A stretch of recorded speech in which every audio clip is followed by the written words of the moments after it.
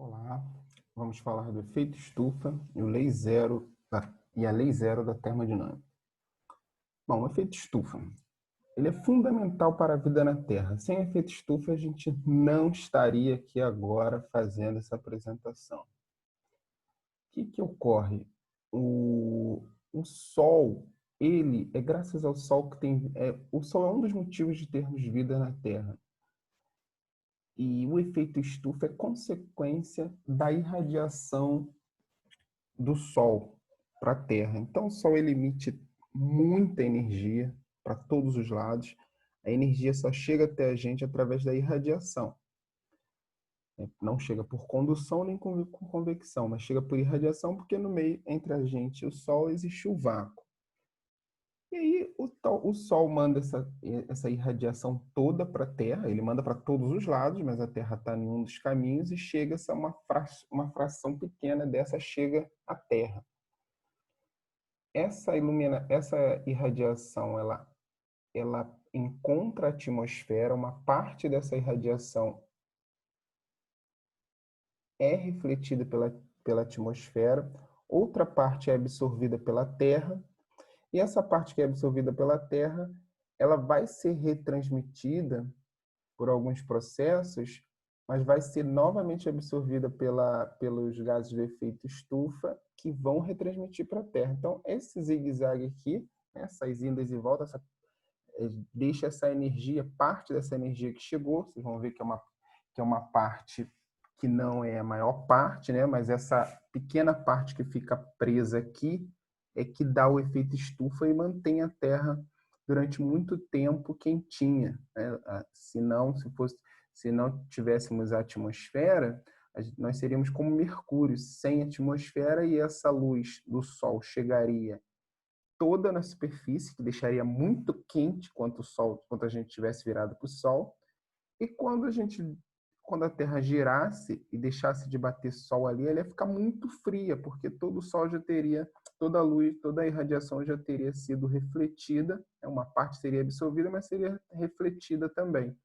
Então vamos lá. Em Mercúrio, o Sol bate, a energia do Sol bate, uma boa parte já reflete da superfície de volta, e outra parte é absorvida, deixando a superfície de Mercúrio bem quente. Essa absorção, ela é novamente reemitida. Ela é reemitida. E em Mercúrio, essa reemissão vai jogando, depois que o Sol sai, vai ganhar a reemissão e vai resfriando Mercúrio. Então, Mercúrio fica muito frio à noite, depois que ele reemite toda essa irradiação. A Terra não. A Terra, esse efeito estufa funciona como um cobertor que prende essa quantidade de calor aí. Vamos ver alguns detalhes que estão por trás disso para ficar mais claro. Então vamos lá, mais uma vez essa figura retrata isso, né? Mas o importante é a gente perceber que uma parte é refletida já no início, né? Já na atmosfera, uma parte é absorvida e outra parte uma parte é absorvida pela camada da atmosfera e o que tem nela, e a outra parte que é absorvida pela Terra, depois tem uma parte retransmitida que fica indo e voltando à atmosfera Terra. Mais uma figura retratando isso, e aqui o principal gás, né? O dióxido de carbono. Ele é o principal gás que faz essa absorção desse calor. Ele absorve esse calor, essa faixa de energia, essa faixa de radiação, ela é principalmente, o principal gás que absorve essa faixa é o dióxido de carbono. Ele é o principal, mas tem outros. Aqui a gente vê outros também, ó, outros gases que também fazem isso, fazem esse papel, a gente vai ver já de onde eles vêm. E aqui é uma comparação. O que a gente chama de estufa aqui na Terra, né, é um espaço de vidro que permite que, como ele é de vidro, ele permite que a radiação do Sol entre, só que por ser de vidro, o gás quente, o ar quente, ele não consegue sair daqui, ele fica preso. Então aqui fica bem quentinho essa parte da estufa. Então, se você pensar em Rio de Janeiro, né, para que isso, né? Mas se você pensar em lugares que são mais frios, que as plantas precisam desse calor, é interessante fazer uma estufa para prender esse calor aí. E tem outros motivos também para utilizar a estufa, mas pensando diretamente nessa ideia de um lugar frio que precisa manter as plantas aquecidas, ou qualquer coisa aquecida, né?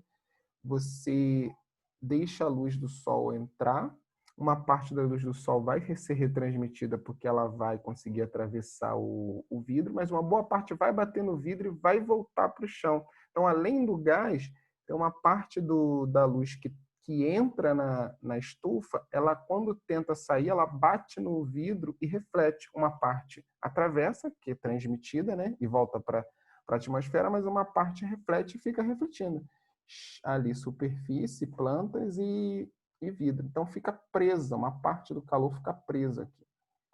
Essa é uma comparação com a camada de ar, né? A camada atmosférica que fica aqui fazendo esse efeito estufa no nosso planeta. Então, sem esse efeito estufa no nosso planeta, vamos voltar aqui, a gente não teria uma média de temperatura boa. A média de temperatura da Terra é de 15 graus Celsius, é uma boa média de temperatura.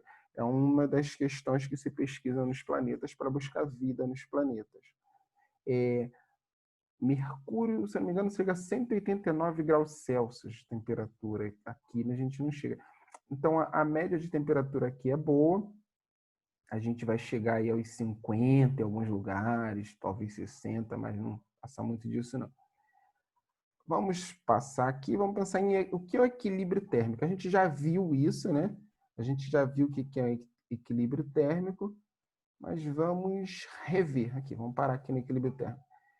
Coloquei essa figura.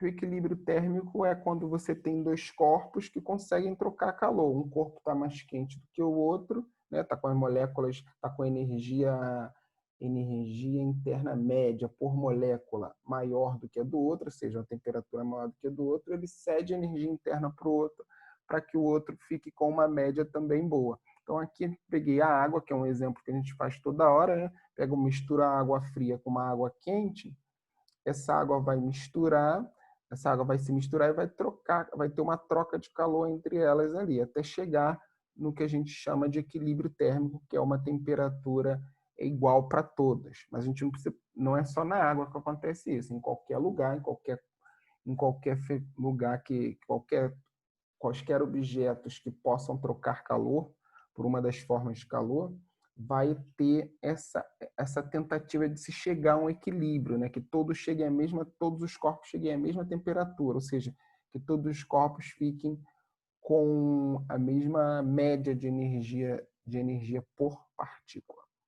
Então, essa é a ideia. Os corpos trocam calor para poder chegarem à mesma temperatura. Esse é o equilíbrio térmico. E a lei zero da termodinâmica, ela diz o seguinte: se dois corpos encontrarem-se em equilíbrio térmico com um terceiro corpo, então esses corpos estarão em equilíbrio térmico. Então, a questão é a seguinte: se dois corpos que estão em equilíbrio térmico, por exemplo, se A e B encontram-se em equilíbrio térmico, e se A e B encontram-se em equilíbrio térmico com C, então tanto A quanto B estão em equilíbrio térmico com C. Então, isso significa que todos eles estão em equilíbrio térmico.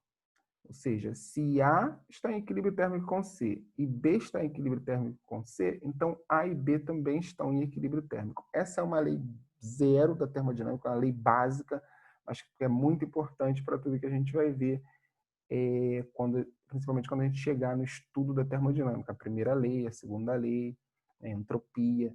Então, é importante entender essa lei básica e simples. Se A está em equilíbrio com C, ou seja, mesma temperatura, e B está em equilíbrio com C, então A e B estão em equilíbrio também. Lembrando as formas de transmissão de calor. Mas antes, vamos ver aqui, lembrar calor no geral, né? A gente falou de que a gente já estudou calor.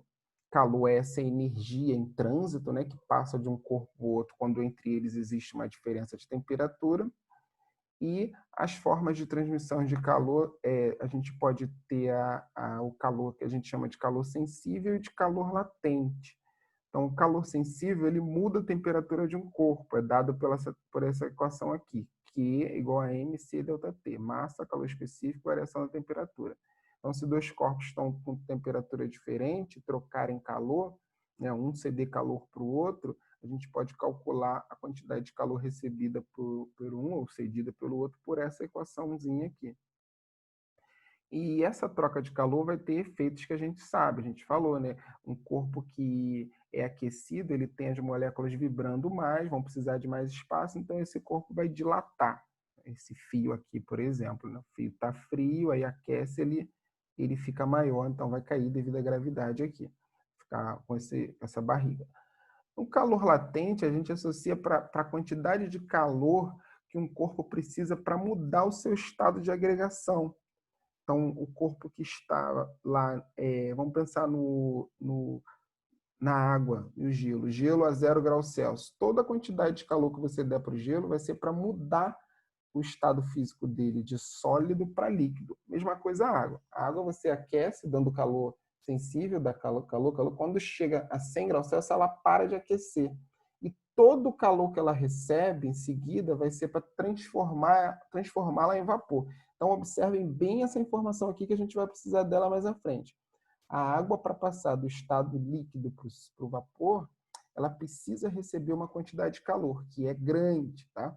Uma quantidade de calor que ela precisa receber para poder passar de líquido para gasoso. Então, cada 1 grama dessa água precisa receber uma quantidade de calor para que ela consiga ela se libertar um pouco ali dos seus arranjos moleculares, né, e ficar mais solta, como num gás.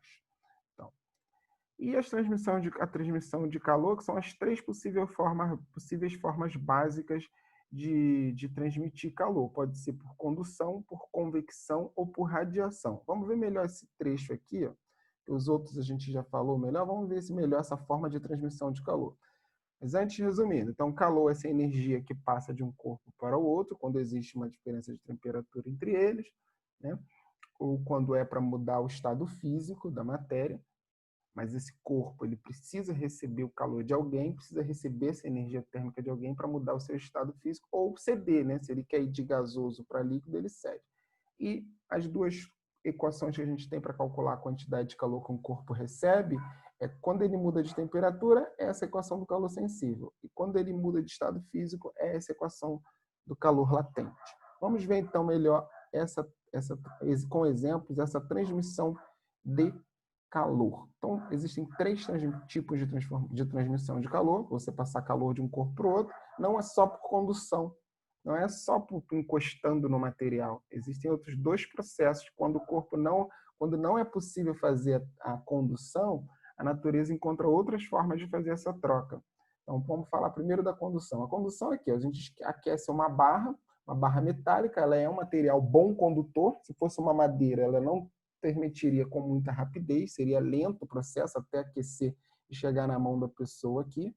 Mas como é uma barra metálica, ela transmite muito bem o calor. Então, esse calor vai ser transmitido da ponta da barra e vai chegar lá na mão da pessoa. Mais uma vez, se fosse um mau condutor, também chegaria o calor, mas muito lentamente, muito lentamente.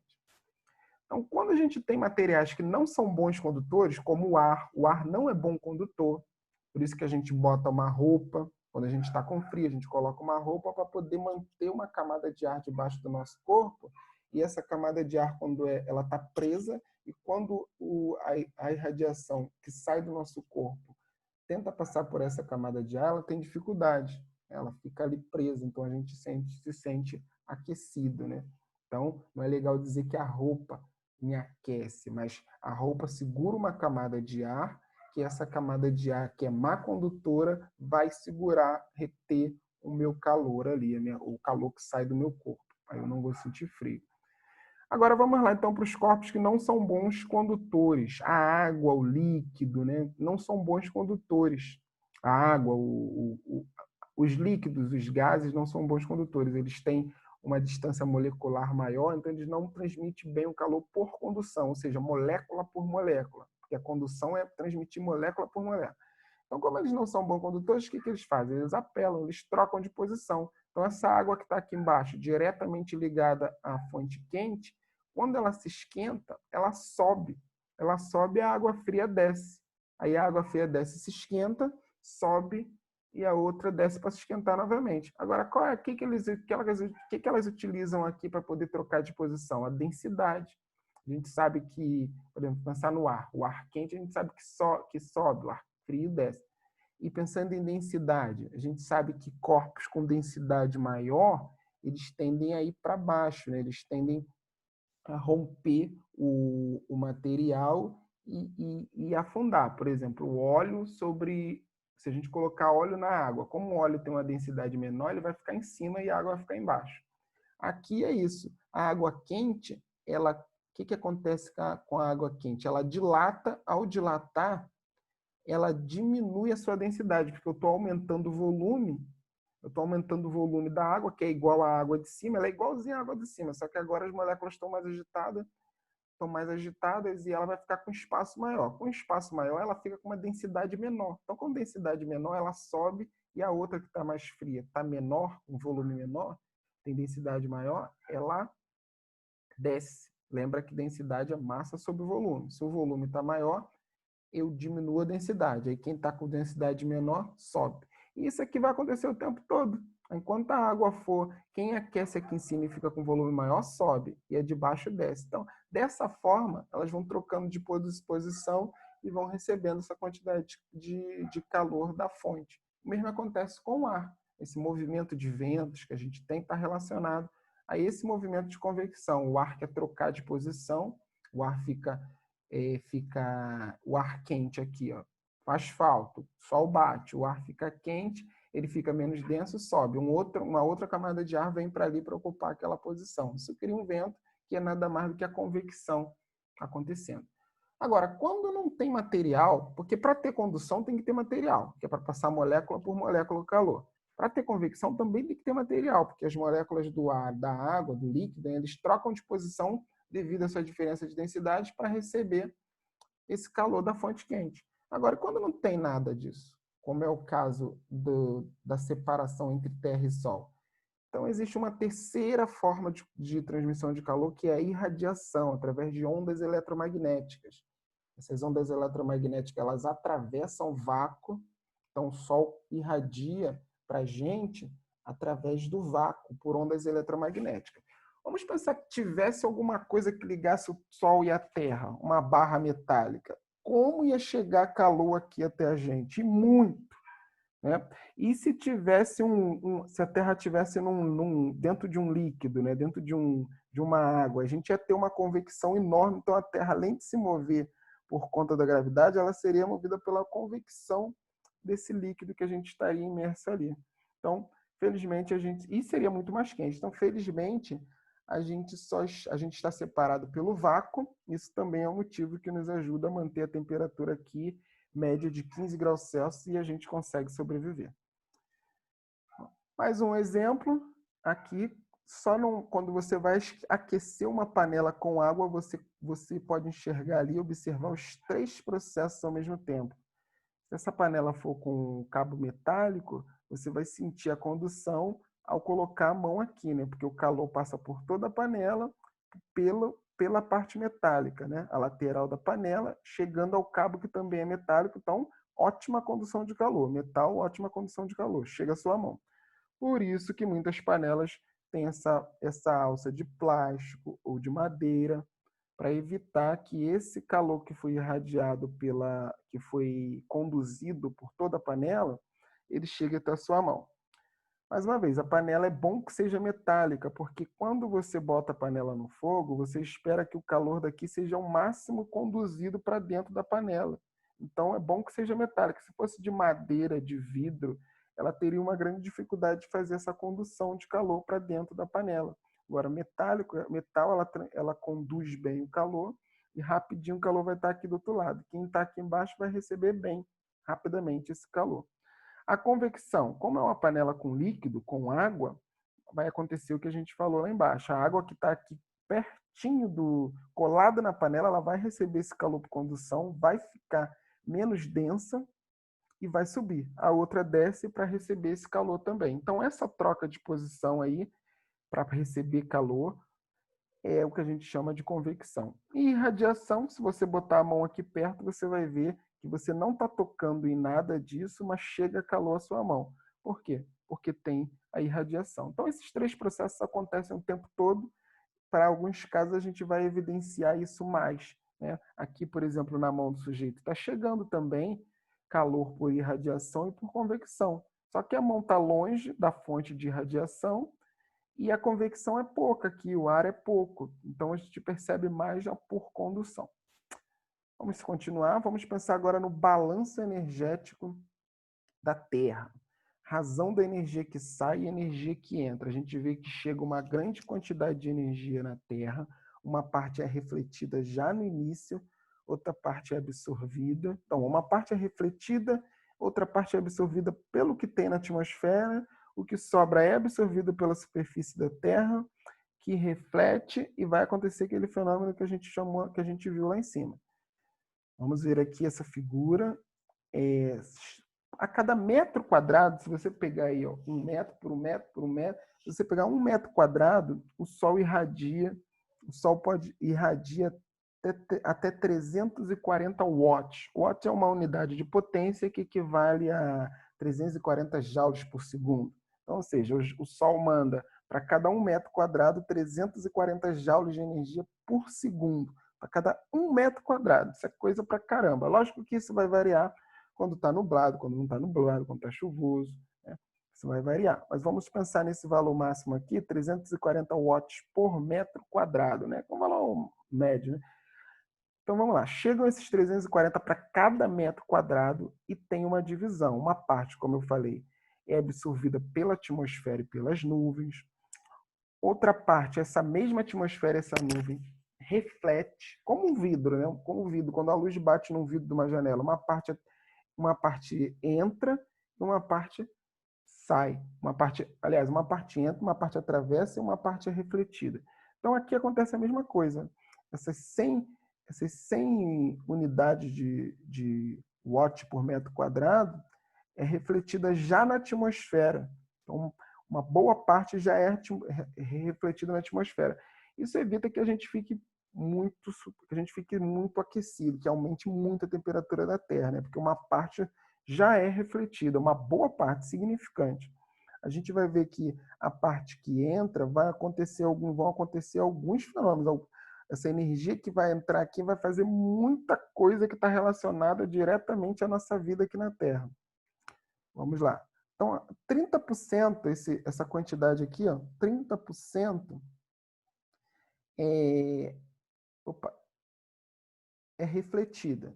30% da energia luminosa da radiação que chega do Sol é refletida. 6% é o ar e o vapor de água que reflete. Então, você tem a atmosfera. Vamos ver aqui essa figura. Lembrando que a nossa atmosfera tem várias camadas, né? Tem desde a menos densa, que é a exosfera lá em cima, até a mais densa, que é essa que a gente vive aqui, que é a troposfera.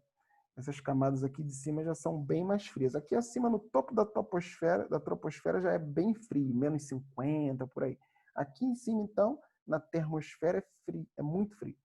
Então, dessa quantidade, desses 30% que é refletido, né, a gente vai pegar 6%, né, desses 30% é refletido pelo vapor de água, 20% e pelo ar. As nuvens refletem 20%. Então, da luz solar que chega, a nuvem é responsável por refletir 20%. Veja a importância da gente ter nuvens. Como será que, como vocês sabem pelo ciclo da água, como que surgem as nuvens? Mas elas são fundamentais porque 20% da energia do Sol elas mandam de volta. E a superfície da Terra, né, a energia que passa, né, então a gente tem aí essa quantidade, 26% já a atmosfera e as nuvens refletem, e quando chega na Terra, na superfície da Terra, as coisas que estão aqui na superfície, 4% também é refletido diretamente. Então sobraram aí, né, 30%, 70%. Esse 70% é absorvido por tudo que tem na Terra. 19% é absorvido pela atmosfera e pelas nuvens. Então, olhem como isso é importante. 26% da energia que chega do Sol é é refletida pela atmosfera e pelas nuvens, e 19% é absorvida por elas. Então, vê a importância da gente ter uma atmosfera em relação a outros planetas que têm uma atmosfera menor ou maior, e aos que não têm, como o Mercúrio, que não tem atmosfera. Ele não, a gente está falando aí já de 19% absorvida, mais esses 26% refletida, né? A gente está falando aí de 45%. Bom, vamos aqui continuar, lembrando que tem uns 4% que são refletidos pela própria superfície, e a gente vai sobrar 51% de energia do Sol, de radiação, que chega a ser absorvida pela Terra. Então, lembra que a Terra ela reflete 4%, mas 51% é absorvida. Então, aproximadamente metade da energia que chega do Sol é absorvida. Isso é muito interessante porque a gente percebe que não é toda a energia do Sol que chega aqui direto para a gente e é absorvida pela nossa superfície. Não, só 51%. E aí vai ser absorvida pelas casas, pelas árvores, para a fotossíntese, pelos oceanos, que são importantíssimos para esse balanço energético, porque eles seguram ali, retêm, como a água ela tem um calor específico bem alto, ela vai demorar a ir soltando esse calor, que vai dar uma estabilidade na temperatura da região que tem oceano. Então, você vai ver nos desertos, por exemplo, que não tem esse balanço. Então, não tem um volume de água, como rio e oceanos, para segurar esse calor e soltar pouco a pouco durante a noite. Não tem. Então, a temperatura nos desertos vai ficar baixíssima à noite, né? Porque não tem esse balanço feito pelo oceano. Então vamos lá, 51% é absorvido pela superfície da Terra.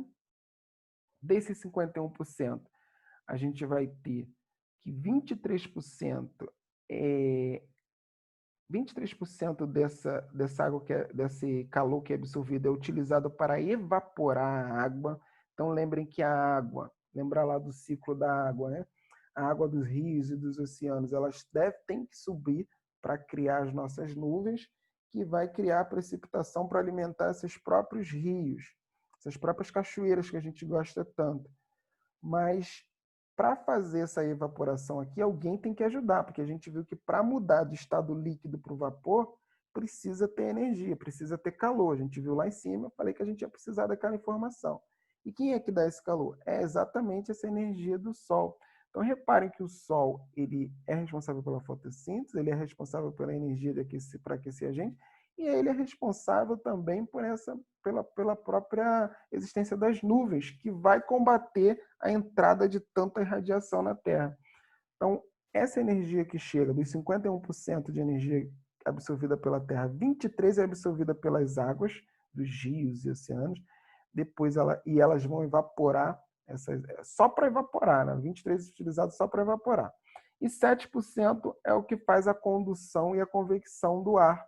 Esse ar, que é o vento que a gente vai ter, 7% vai ser utilizado para isso.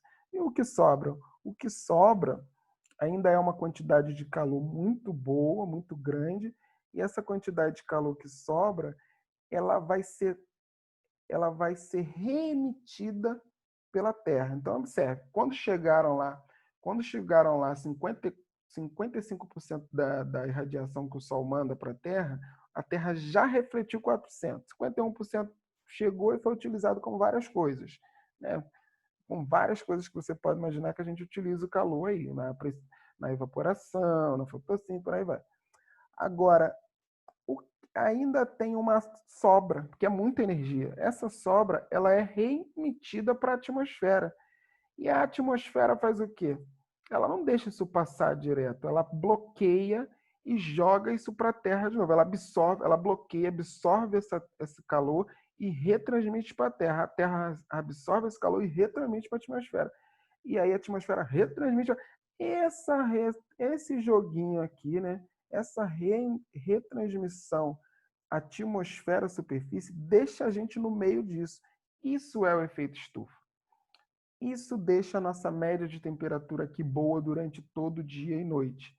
Essa reemissão de calor que chegou do Sol e a Terra emite para a atmosfera joga para a Terra de novo, a gente fica aqui nessa temperaturazinha boa aqui no meio. Então, o efeito estufa é isso. É esse efeito de Terra e atmosfera prender essa quantidade de calor. Logicamente que, com o passar do tempo, uma parte desse calor vai acabar atravessando, né? Quando sai da Terra e vai para a atmosfera, uma parte consegue atravessar, a outra não. E, além disso, a própria atmosfera, ao reemitir, ela reemite para todos os lados. Então, uma parte vai para a Terra, outra parte vai para cima. Então, vai se jogando fora uma parte desse calor também. Mas o efeito estufa é isso, né? Esse calor que fica preso. Agora, e aquecimento global? Vamos pensar nisso. A gente já tem uma quantidade de calor que é emitida pelo Sol, chega até a gente, tem a parte que é refletida e a parte que é absorvida. Essa parte que é absorvida, ela fica circulando aqui, né? Ela fica entre atmosfera e Terra. Agora, e se a gente criar mais calor ainda? Se a gente também começar a produzir calor? Porque antes não tinha isso aqui, ó. Fábricas fazendo reações químicas que geram calor, combustível fóssil que geram reação química que geram calor para poder quebrar ou fundir moléculas ali, você acaba gerando calor. Não tinha isso antes. A Terra tinha as fontes termais, tinha isso que já está no balanço que a gente falou ali, mas esse tipo de transmissão de energia não tinha na Terra antes. A lâmpada você passa uma corrente elétrica num fio, aquece aquele fio e libera calor. Então, você começa a emitir uma quantidade de calor que não tinha antes na Terra. Então, aquela quantidade de calor que ficava presa aqui, ela aumenta, porque vamos supor, se antes a Terra mandava, vamos supor aqui, não lembro o valor exato, mas a Terra mandava 50 watts por metro quadrado para a atmosfera. E essa quantidade que ficava aqui, indo e voltando entre Terra e atmosfera, fazia o efeito estufa. A Terra manda 50, mas esses materiais todos aqui, toda essas utilizações, essa geração de energia que a gente faz, manda mais 10. Então a gente teria aí 60, já faria uma diferença enorme para a Terra. A gente aumenta a temperatura média, a gente pode derreter o gelo, né? O gelo que tem na superfície da Terra, pode evaporar mais água. Então, você provoca um aquecimento que não tinha antes. E o acúmulo de CO2 no ar aumenta o efeito estufa. Então, se além de você produzir mais calor, você ainda produzir mais gases que retêm esse calor, mais difícil fica ainda, mais vai acentuar o nosso efeito estufa. Esse nosso efeito estufa vai ficar além do que a gente precisa, pode começar a criar problemas para a gente. Aqui estão alguns gases que provocam o efeito estufa. O mais abundante é o CO2, mas esses outros aqui são muito mais graves, né? Eles multiplicam eles absorvem com uma potência muito maior. Então, aumentar o CO2 é ruim, aumentar esses outros aqui é muito pior. Todos esses materiais, até a produção de arroz gera esses gases. Então, a gente tem muito. Eu vou deixar um material complementar para ver de onde saem esses gases artificialmente. Vamos pensar no balanço do carbono. O gás carbônico ele é absorvido pelas plantas para poder e reemitido. As plantas absorvem o gás carbônico e emitem o oxigênio. Agora, se a gente ampliar o desmatamento, que planta que vai absorver esse gás carbônico? A gente começa aumentar essa carga de gás que é gerador do efeito estufa, mais uma coisa que vai superaquecer a gente. Então, esse balanço do carbono é importante. A gente tem que produzir menos gás carbônico e a gente não pode diminuir a quantidade de árvores, porque as árvores elas absorvem esse gás carbônico, então elas são importantíssimas para esse balanço. Essa figura mostra outros gases aqui, como são gerados. E alguns países criaram até essa ideia, né? Se eu estou poluindo tanto, gerando tanto gás carbônico, eu posso gerar tantas árvores que essas árvores conseguem absorver conseguem pegar essa quantidade de gás carbônico que eu estou emitindo. Então, eles tentam fazer esse balanço. É um cálculo meio complicado, que a gente tem que estudar mais a fundo. Aliás, essa própria questão do aquecimento global é um outro assunto para a gente discutir. Estou mostrando aqui rapidamente. Aqui, emissões globais dos gases do efeito estufa por setor econômico. As construções, 6%, energia, produção de energia, 10%. Né? Por exemplo, uma hidrelétrica, dependendo de como era o terreno antes de ser alagada, ela vai emitir um gás, um gás que é muito agressivo, um gás que absorve muito calor. O setor de transporte, 14%, indústria, 21%, eletricidade e aquecimento, 25%, agricultura, silvicultura e outros usos, 24%. É isso aí. Vamos finalizando aqui. O fim chegou antes do fim, mas vamos lá. Então, por último, essa figura, ó, desmatamento e queimadas são muito ruins porque podem acentuar esse efeito estufa. Você tem que ver o material de alguns aerosóis, eles produzem esse gás CFC. Alguns estão substituindo por outro gás. Você tem que ver duas coisas. Uma, ver se esse aerosol que você está comprando ele usa o CFC, que é péssimo, e se não usa, que outro gás que ele está utilizando? Você tem que pesquisar se esse gás realmente não é nocivo, né? Que outro problema que ele possa trazer ou não. Então, primeiro, tente evitar esses aerosóis que utilizam CFC. E segundo, ver o que a empresa está utilizando aí. A queima de combustível derivado do petróleo, mais um motivo que os combustíveis fósseis são perigosos, né? Então, esses são... A gente agora vai voltar para o fim, terminando aqui o nosso trabalho.